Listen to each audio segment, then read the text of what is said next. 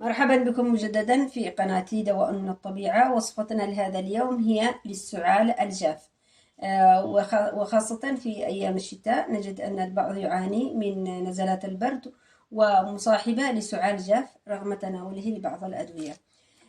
مكونات خلطتنا لهذا اليوم هي زيت الزيتون، ولا بد أن يكون زيت زيتون طبيعي، وزيت السمسم، وأيضا بودرة الزنجبيل، وأيضا الطحينة السائلة. يتم تصنيع الطحينة السائلة في المنزل، فلا بد أن تكون منزلية حتى نتجنب المواد الحافظة التي تصاحب الطحينة السائلة الموجودة في السوق. الطحينة السائلة هذه يتم صناعتها منزليا، والطريقة هي سأعطيكم الطريقة. كوب من السمسم يتم وضعه في الخلاط حتى يتم طحنه، ثم يضاف له أيضا بنفس المقدار كوب من زيت السمسم، ويتم خلطه جيدا حتى يصبح بهذا القوام. وبذلك نكون قد حضرنا الطحينة السائلة المنزلية. نأتي الآن إلى تحضير وصفتنا لهذا اليوم، وهي أن نأخذ مقادير متساوية من كل المكونات السابقة. ملعقتان من بودرة الزنجبيل،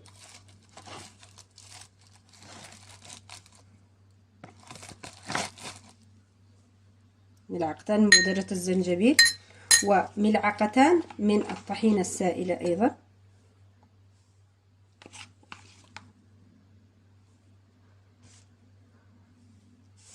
وملعقتان من زيت الزيتون،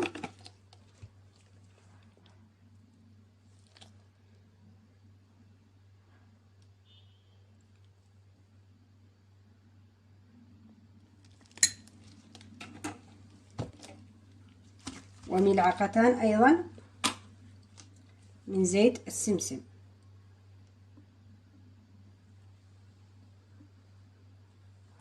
يتم دمج الخليط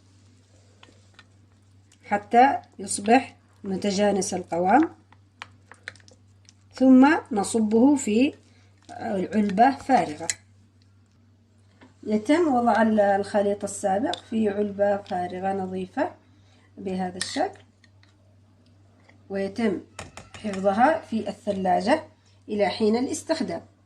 يتم استخدام هذا الخليط ملعقة قبل النوم مباشرة، ولا يتم تناول أي شيء بعدها.